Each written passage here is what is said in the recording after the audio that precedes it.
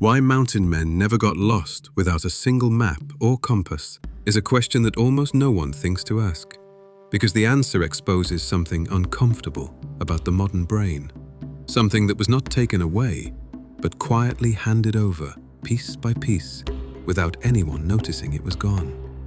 These were men who crossed thousands of miles of unmapped wilderness every year, the Rocky Mountains, the Great Basin, the high desert plateaus, river canyons with no names, terrain that had never been surveyed, never been charted, never been drawn by any European hand.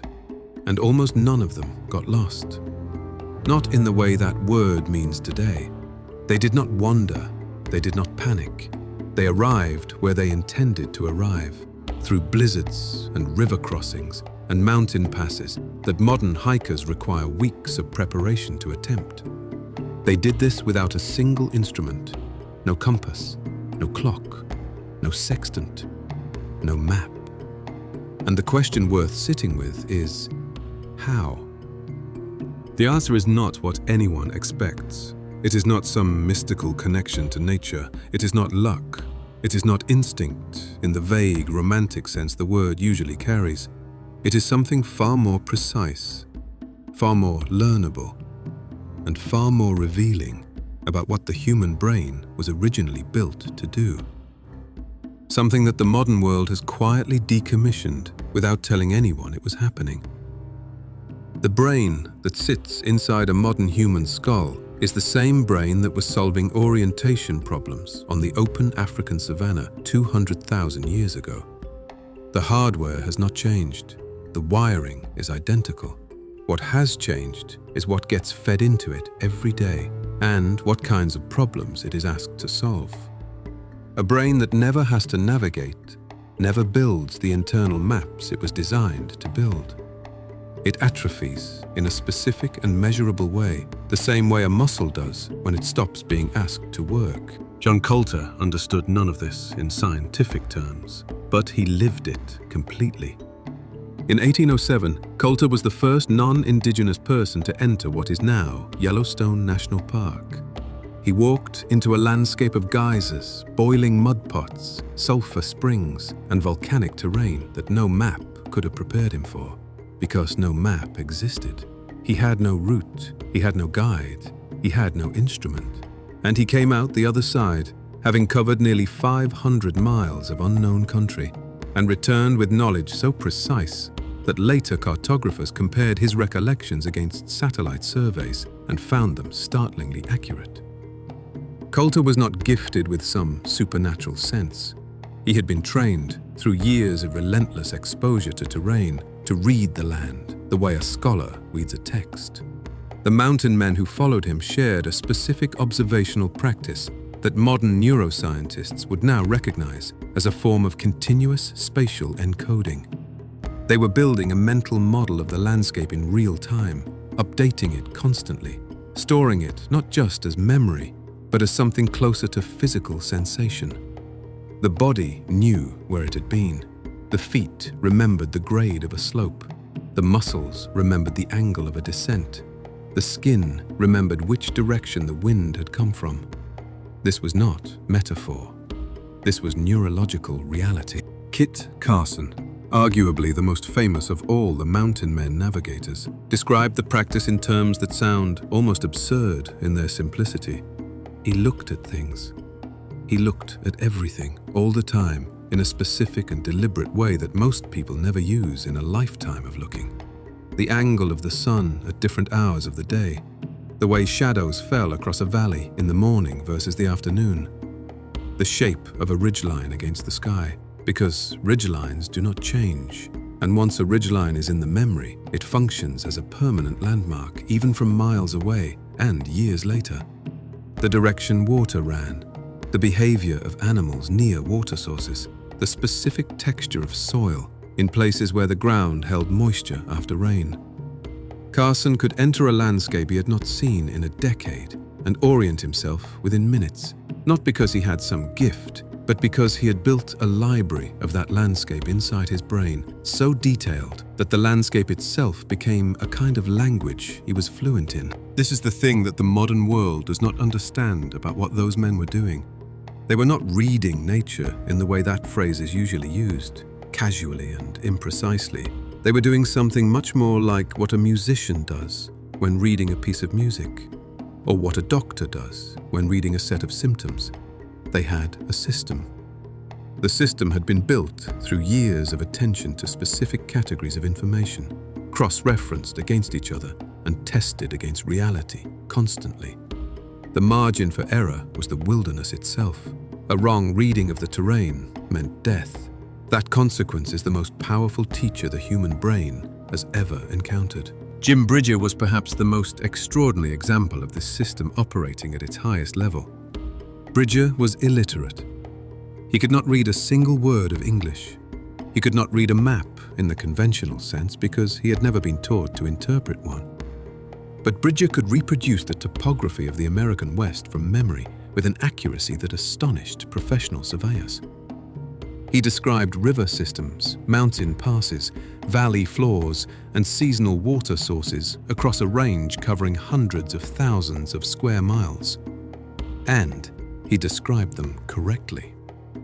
Army officers who worked with Bridger in the 1850s reported that his mental map of the West was more reliable than any document they carried, including documents produced by trained cartographers with instruments. The mechanism behind this was something that neuroscientists now call place cells and grid cells, discovered in the work of John O'Keefe, May-Britt Moser, and Edvard Moser, who collectively won the Nobel Prize in 2014 for mapping the brain's internal GPS system.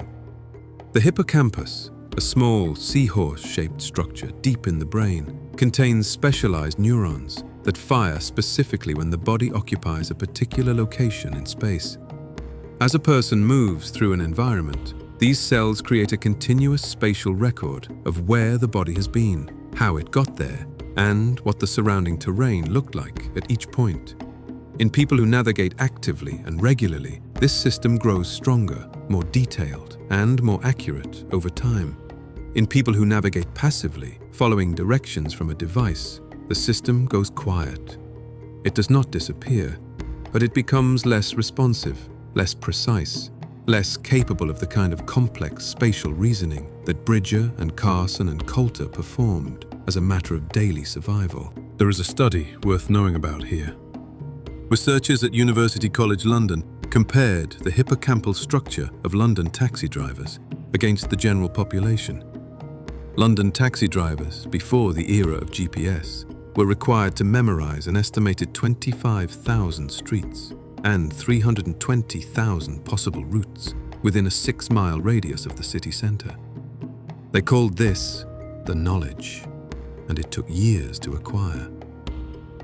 The taxi drivers showed measurably larger hippocampal volume than non-drivers.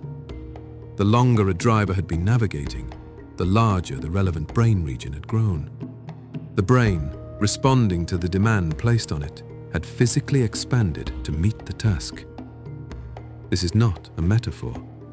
This is anatomy.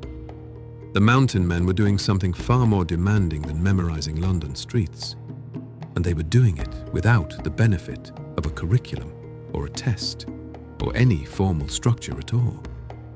They were doing it because the alternative was dying, confused and alone, in a mountain range that had no interest in their survival. But the navigation system they used was not only spatial, it had a second layer that is even more counterintuitive to a modern reader. The mountain men read time through the landscape, not clock time, natural time, the kind of time that leaves marks in the physical world for anyone trained to see them. The height of the sun above the horizon tells an attentive observer the approximate hour of day, but it tells an expert observer much more than that. It tells the season tells the expected weather tells the safest routes.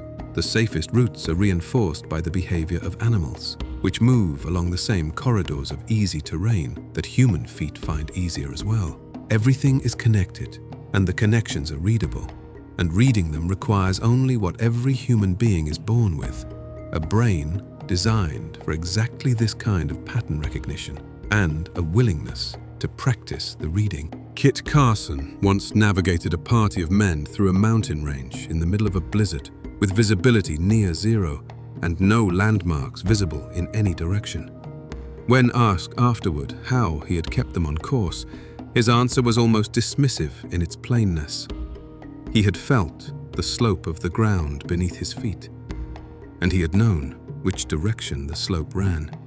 And he had known that if they followed that slope in a specific direction, they would eventually cross a ridgeline that would put them on the descent toward a valley he had passed through years before. His feet had remembered the grade. His body had remembered the orientation. The blizzard was irrelevant information. This is the thing that is genuinely difficult to understand from inside a modern life, where the environment has been so thoroughly domesticated that the body almost never has to solve a problem the environment is posing. The mountain men lived in an environment that was constantly posing problems. Every day of travel was a problem. Every river crossing, every pass, every weather shift was a problem that required reading, interpretation, and decision. The brain that gets this kind of daily practice builds a relationship with space and terrain that is qualitatively different from anything a modern city dweller experiences. It is not smarter, it is differently trained, in the way that a concert pianist is not smarter than anyone else, but has built a specific kind of neural machinery that appears almost supernatural to someone who has never practiced an instrument. The deepest piece of this is perhaps the most uncomfortable for a modern audience. The mountain men did not rely on any single source of information. They cross-referenced everything, constantly. The position of the sun was checked against the direction of water flow. The direction of water flow was checked against the slope of the terrain. The slope of the terrain was checked against the behavior of the animals they could hear and see. And all of it was checked against the memory of every previous time they had read those same signs in similar terrain. The system was redundant by design. If one input was unavailable, 4 others were still running. This is not something a GPS device can replicate, because a GPS device has exactly one input signal. Lose the signal, and the system fails completely. The mountain men had no single point of failure.